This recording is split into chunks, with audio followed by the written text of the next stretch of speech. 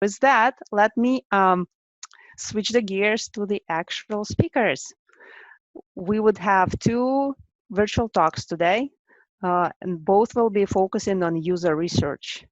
And we will start with Basia Coulter, who is a neuroscientist turned digital strategist. And I love this combination. She carries quite a fascinating mix of skills and experiences.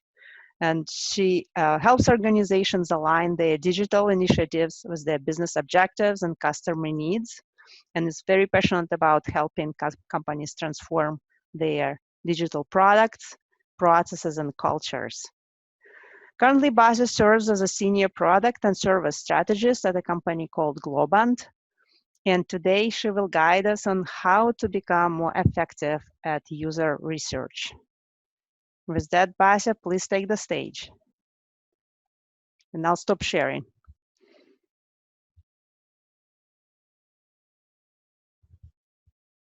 Can you hear me? Yes, we can. I had a moment there where I couldn't unmute myself, so let me share my screen. Thank you very much, Tatiana, for this nice introduction. Can everybody see my screen? I can see your screen. And it is the first slide of my deck, right? Yes, yep. Okay. Thanks very much, Tatiana, for this introduction. And thank you, everyone who has joined today. I know that it's a trying time for all of us, but I think it's very encouraging that we're so motivated to knowledge share and participate in the community and not let ourselves be defeated. So let's get started. I want to talk to you today about what I call customer research with intent. And the way I define it is as creating the right focus through the right research approach at the right time. The reason that I'm really interested in this topic is that, well, for one, as Tatiana mentioned, I do have background in research and science and have been doing research in digital industry for a while. And I think that there is a lot of passion around that. Companies still struggle to really develop their customer or user research practice. And I think there is always more to learn and talk about. Throughout this talk today, I will be bringing up quotes by my colleagues just to highlight the fact that there are actually a lot of people who are thinking about this topic and are trying to share their knowledge and help companies figure out how to do research in the context of their businesses. So the first quote I'd like to share, it comes from my colleague and friend, Dan Romano, who says the research can feed insights to the product team and nudge them in the right direction, one direction versus another. And it's like a snowplow. I really love that analogy. So I want to talk to you about today about how we can actually use research in that way as that snowplow. An interesting combination of articles came across my screen towards the end of last year. One was an article in Forbes that proclaimed customer experience as firmly positioned as a competitive advantage, and companies really prioritizing it as such. And on the other hand, I saw this Forrester report, which was commissioned by a company called 3 Pillars. Those of you who are familiar with the concept of product mindset will maybe recognize that company. And Forrester did this study for them that showed that about 3/4 of the companies that they surveyed said that their products and services are informed by customer data, but at the same time, less than 1/3, in fact, just a little more than 1/4 of those companies said that they actually understood their customers' needs. And less than half of them said that their products and services solved their customers' problems. So it seems like a big discrepancy between that recognition of customer experience as an important aspect of business and as a competitive advantage, and then this inability to translate data that are actually being collected into actual insights and understanding of customers' needs. And my personal opinion or theory or hypothesis is that part of the problem, at least, is that we're not using research intentionally. We're collecting a lot of data, but we're not using the right methods at the right time. So how do we use customer research with intent? Once again, I want to lead with a couple of quotes from my colleagues. Sarah Mason, with whom I worked for a number of years, said that having an honest assessment of where we really are in the product development cycle is important. It's really important. And then Trish Martin, who still is my colleague and coworker, said that understanding the business goals allows us to define what it is that we're trying to achieve, and then what we need to learn in order to achieve it. And I thought that those two quotes really create that Venn diagram that we need to keep in our mind when we're defining the intent for our research. So where we are on the one hand in the context of the product development cycle, and then what is the goal, the business goal that we're trying to achieve, and therefore what it is that we need to learn to achieve it. So you can visualize product development cycle in many different ways. And yes, I know it is not a line, it is a circle. But I really wanted to drive home that idea that the business goal is a North Star that we're aiming at, and it is a constraint that allows us to define the boundaries of our customer research. So we all know that we cannot build or design good products if we're trying to build them for everyone, that we need to constrain ourselves in some way in order to really meet and understand and solve the needs of the group that we're targeting. So how do we know what that segment is? It is our business goal that helps us define that constraint.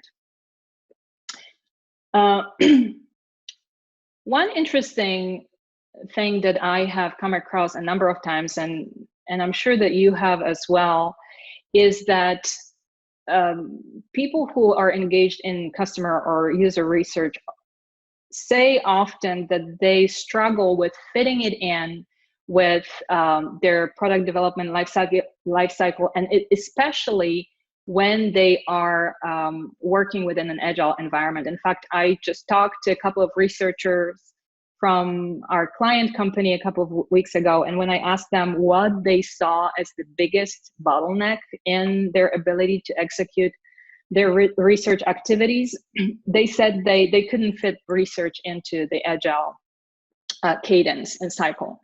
So once again, my friend comes to the rescue with this quote saying that the misalignment occurs when we're thinking about this only as a software development problem rather than the problem-solving problem.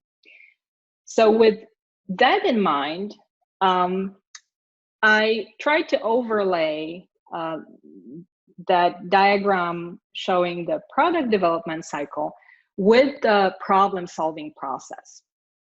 And once again, it's not a linear process. It usually occurs in cycles. It is iterative.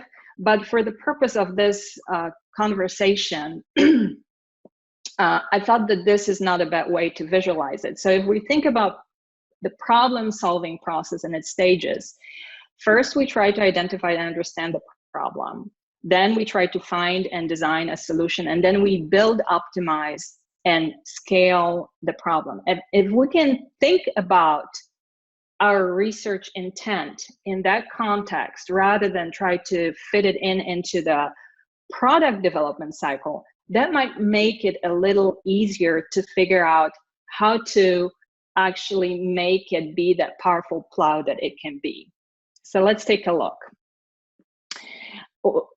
As I already mentioned, when I think about defining what research intent is, it is through understanding where in the problem solving process I am, and then what is the business goal that I'm trying to achieve, and given those two, what it is that I need to learn in order to take the next step or in order to move forward. So starting with that identification and understanding of the problem stage of the problem solving process, the intent of our research during that phase is exploratory or generative. What does that mean? That means that we're trying to understand the mindsets that our customers or our users have. We're trying to understand their behaviors. We're trying to understand their decision-making processes. We're trying to understand how they think about the world, not only about the particular thing that interests us, but a lot of times we can learn a lot more by understanding their broader contexts. In that stage of the problem-solving process, and when we're approaching research with the exploratory intent, we're asking open-ended questions. So we're asking questions such as, how do you do whatever it is that we want to learn about? Why do you do it? We ask questions that start with, tell me about, or show me. We want people to show us how they do things. We want to learn about how they think and about how they behave. The methods that we're using when we're doing this exploratory research are qualitative. So primarily we talk to people, we conduct interviews, we can conduct diary studies or contextual inquiry.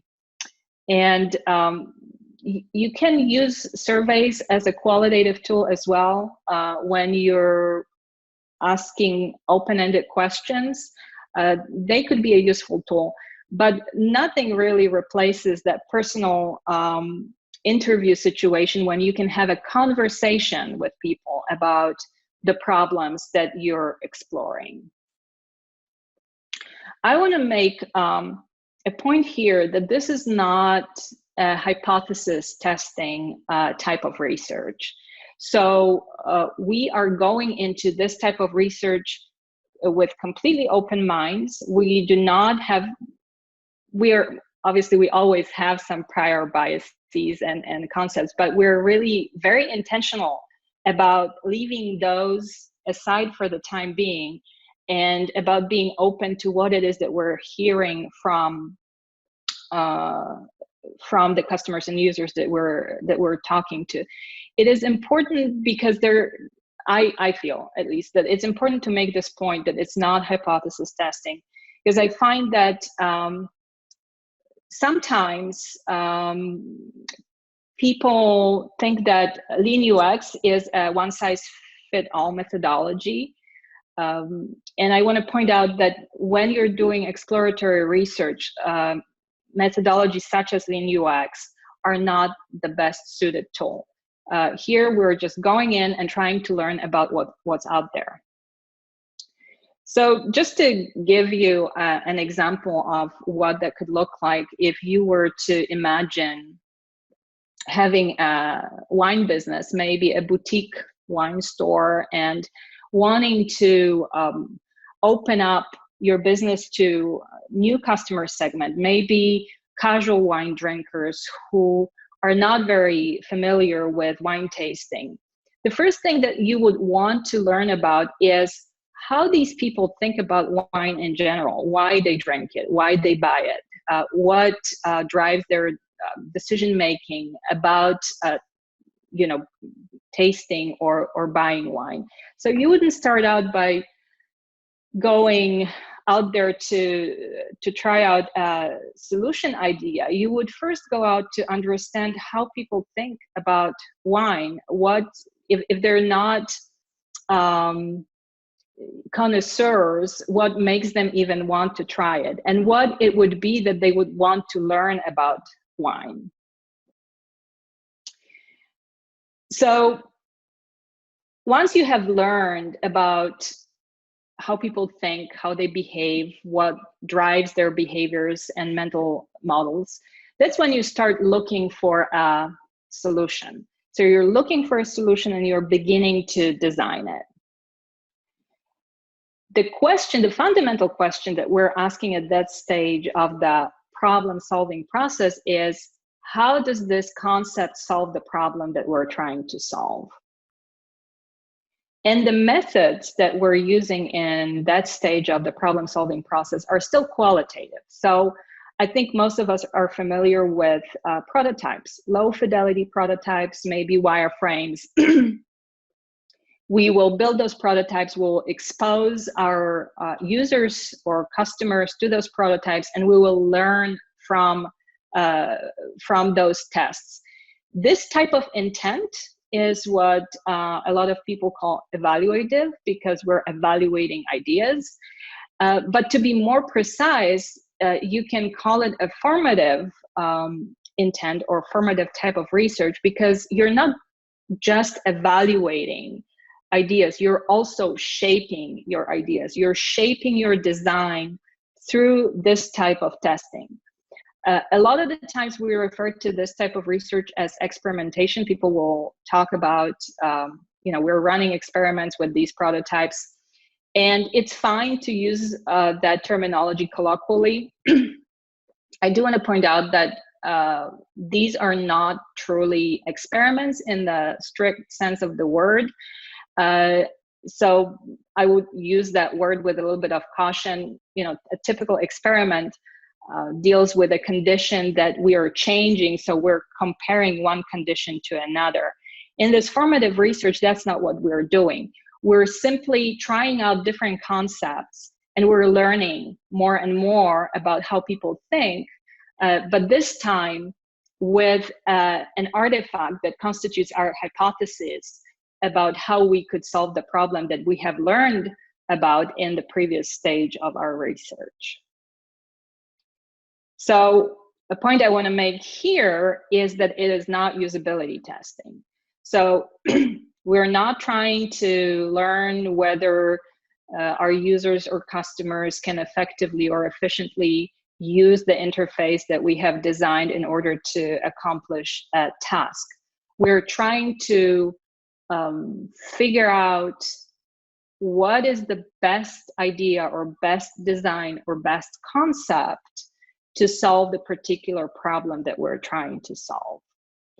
So going back to the wine business example, if you were, for instance, to learn from your exploratory research that the customers or users that you're trying to reach are not really interested in learning a whole lot about wine tasting, but their primary interest is in reducing the risk of buying something that they're not going to like. One of the concepts or ideas that you might come up with to help your customers, your potential customers, reduce that risk of buying something that they don't like could be a mobile app that, let's say, asks them about the wine that they do like or have had in the past and liked, and then to guide them based on that information to wines that you sell, some imported wines that are not available in a regular grocery store. So that is one concept or one idea that you might have to solve that problem. You could design a prototype, an interface to convey that concept, and you could invite a few users to interact with it. And let's say that in the process of doing so, you would learn that people actually don't remember the name of that wine that they had last week. In which case, the very concept on which you're basing your design would not be the right solution to the problem that you are trying to solve, and you would look for another solution that could be inspired by your conversations with users that you would be having around the prototype that you have created. The last stage of the problem-solving process is when we have already understood the problem. We have learned about how people think and behave. We have come up with probably a number of ideas, and then through that formative research process, we have eliminated the ones that are not solving our customer's problem, and hopefully have settled on one that does solve the problem we're trying to solve. Now we're beginning to build the actual solution. And here in this build process, I am including high fidelity design. So if your process includes building out high fidelity prototypes or mock-ups for the development team to use as a basis for building the actual interfaces, then that would be part of the building process in this paradigm that I'm presenting here. And while you're doing that, you would start evaluating. So another form of evaluative intent, but this time you're trying to evaluate how well the design that you have selected performs. So it's not, the question is no longer if it's solving the problem, but the question now is how well is it solving that problem? So there are two fundamental types of questions that you're asking at this point. One is how usable is the solution? And then how well is the solution moving my metrics? So either business metrics that you have defined for your solution, or experience metrics.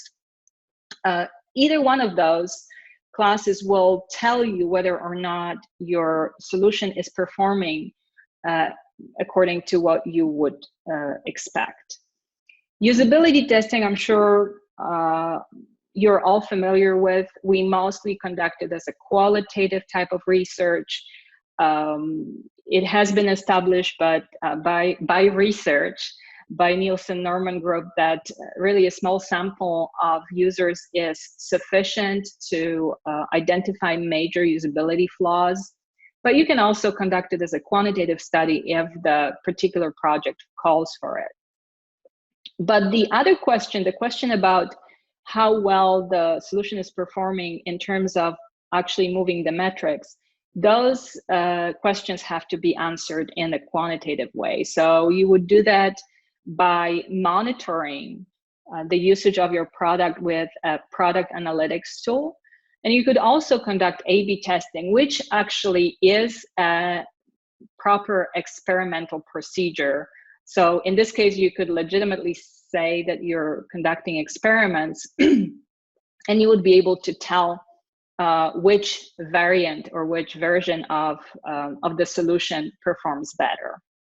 So going back to our example, you would, once you start designing high fidelity mockups, that's when you could start conducting usability testing. And then as you continue building out the solution, you would monitor how it performs using product analytics and possibly running A/B tests. So just to summarize, I mentioned that the intent for research in the life cycle of or development cycle of a product is an intersection of where we are in that product development cycle and the business goal that we are aiming at. But I also mentioned that rather than thinking about it purely as a development process, specifically software development process, it is maybe more conducive to better implementation of our research procedures, to think about it in terms of the problem-solving process. And I suggested that there are 3 phases to that problem-solving process, but if you zoom out a little more, there are actually 2 stages to a problem-solving process. There is the problem space and there is a solution space. And one thing that I want to point out that is an underlying difference between these 2 spaces that informs what kind of research methods we want to use in each of them is the reasoning method. In the problem space, we are using inductive reasoning. Inductive reasoning is when we're going out and collecting data without any preconceptions, and then we're looking at that data and looking for patterns. And the patterns that we find become our hypotheses. In the solution space, we're relying on deductive reasoning. this is when we already have a hypothesis that we have presumably identified through inductive reasoning, and now we're going out to test that hypothesis to see whether the pattern that we saw actually is a pattern. And I want to leave you with this image that some people love, some people hate. Very few people remain indifferent. This image started, and I don't know if you can see my cursor, but it started with this red and yellow and bluish, I suppose, part of the diagram. That was part of Dave Lende's image, Better Together, in which he was trying to show how design thinking, Lean UX, and Agile work together in the product development cycle. And then Indy Young, who is a well-established qualitative researcher, and she's primarily known for a analysis method called mental models. She took that image from Dave Lende's and she added the green box up front as a way of saying, if you're only in this red and yellow space, you are never asking open-ended questions and you're never truly exploring possibilities. You're already confining yourself to preconceptions and hypotheses that you have formulated. And then I took those, that combined image, and I overlaid the generative, formative, and summative research intent to illustrate how they play out throughout the, well, product development, but primarily problem solving process. And that is all I have for you today. I wrote an article about this on LinkedIn. It's called Design and Experience Research with Intent. It's a lengthy, admittedly, article. Somebody, I think it was Dan Moore, said to me that it read like an academic paper. So if you have an aptitude for that kind of reading, I invite you to do so. And I'm also open to any questions offline. Feel free to reach out on LinkedIn. Thank you. Basia, and I just unmuted everyone on the floor for questions.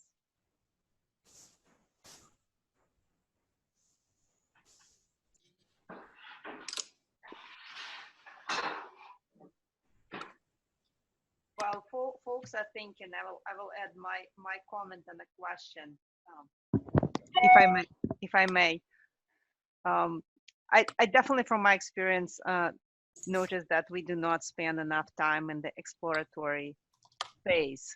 We are all problem solvers, and we start with the solution in mind, and then kind of trying to collect data to prove that we're on the right track. So that was very insightful. I am curious. I don't think I am muted people. Give me just a second.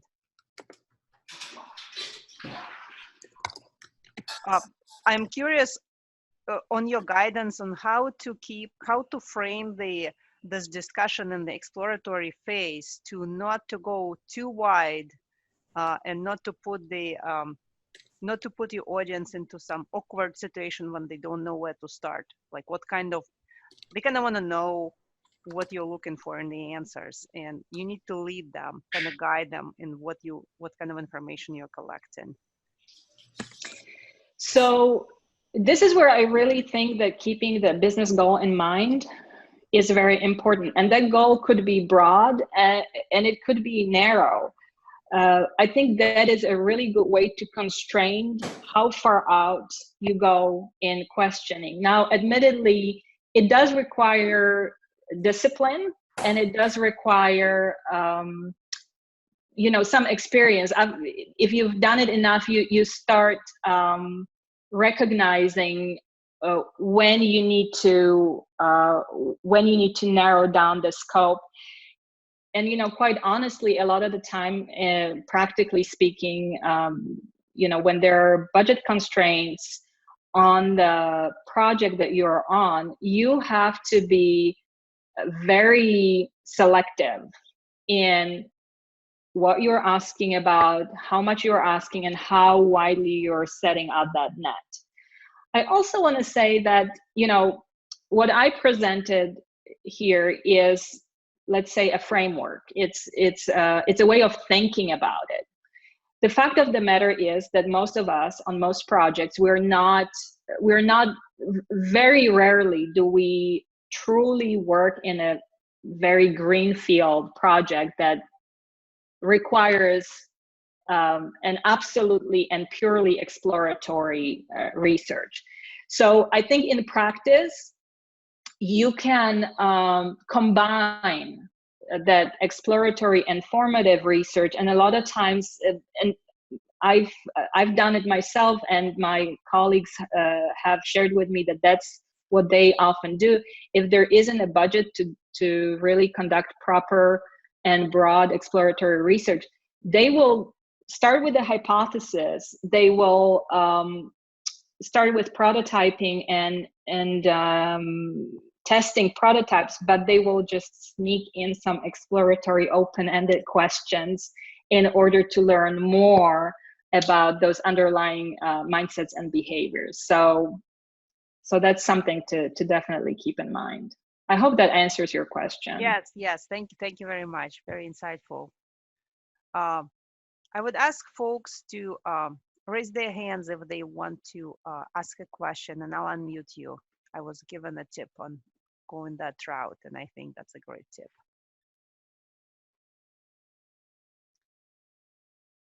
And I know that this was a lot of information. So like I said, if people want to reach out offline, LinkedIn is a good way to connect with me. Feel free. I'm always happy to answer questions. We have Leaky who wants to ask a question. Leaky, I unmuted you.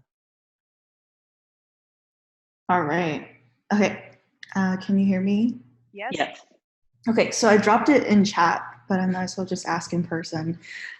So usually in business, Scrum teams aren't usually funded, and they don't get a designer or anything like that unless they tend to already know that there's a problem. So they're in solution mode. Tendedly, they're driven by the business to do something, for example. Have you encountered situations where you actually need to go back to exploratory research? And are there methods for which you, I guess, had to mitigate that sort of any kinds of conversations where you did want to suggest to go back to something more quant? Mm-hmm. Yeah, so I will say that I'll give you a broad example where we actually had the freedom or luxury of doing some exploratory research, but there was a certain amount of pushback and effort to limit the scope of that research. We fortunately were able to do it, but we later realized how important it was that we did it, because when we started the project, a lot of stakeholders had a very well formulated ideas of where the problem is. So they thought that they understood the problem, and therefore they were already starting to suggest solutions. And through our research, we were able to show that the actual problem was about 2 steps before in the process than what they thought. So had we not done that research, we would have started solving, let's say, at step C, and we would ultimately not only solved the problem, but we would not have been able to deliver business results, because the problem at step A would continue existing. So we were able to show that you really need to start earlier. That's it. And if you start solving the problem upstream, then at least half of your problem downstream will have been solved. So I know it's not exactly the example you're looking for. I can't think of the top of my head of a situation well, actually I can. So I was on a Scrum team some time back as a UX designer at the time. But I did research, I did strategy, I did the whole thing. It was a very engineering driven environment. And we really jumped into building a solution. And it turned out that what we built did not, it's not that it didn't solve the problem, but it did not fit the mental model of the users. So the users thought about how they would be working with the tool differently than the way we built it. And what ended up happening is that we mitigated in some way, but really in order to fully redo it, we would have to have started from scratch, and that was not a possibility. And I think, if you look online at the literature and the number of examples where people say that, I don't know, 75% of software or some huge percentage of software that's being built does not meet the needs of the users, or that such a big percentage of features that are built are never used. I think those are examples that show you that people started jumping into solutions before fully understanding what the problems were that they were trying to solve. Does that answer your question a little bit? A little bit. I was referring to if you had experiences where you did get into that solutioning mode, but you need to go back to exploratory research. So if it makes sense, because I think it's kind of tough, because I think a lot of folks on the line, I don't know, but for myself, I'm a part of a Scrum team. They're very solution driven. In order to get buy-in to go back to make sure we're solving the right problem, it does make it difficult, for example. Well, I would say that if you're already in the solutioning mode, if you at least have, at some point you do need to get buy-in, and you do need to get budget to do something. I think, I guess it depends. I know that sometimes people talk about guerrilla, testing. You just take something and go to a coffee shop. I think it may be great, and if you're working in, I don't know, in a government situation or education situation or nonprofit situation, but most of the time, if you're working for a client and you're under a non-disclosure agreement, you can't just take what you're building for them and go to a coffee shop to test it with random people.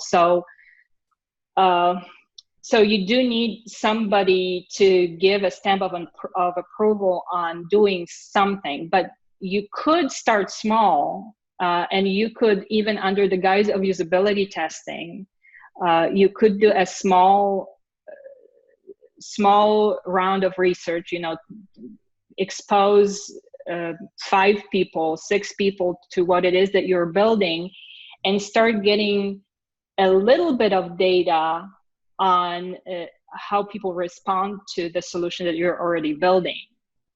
That could give you some leverage, that could give you some argument, some information to show to stakeholders, to say, look, we've talked to 3 or 5 or however many people, and it seems that the solution that we're building is not solving the problem. What we should really do is go back to the drawing board, do a little more exploratory research. So, yeah, that's a great suggestion. Thank you. Yeah. Basia, we have one more question from Prashant, but we also would need to let Ren, our second speaker. Yes, absolutely. Yeah. May I suggest I will connect you guys and we'll pass the question your way offline, so you could. Absolutely. Yes. Mm-hmm. Thank you very much.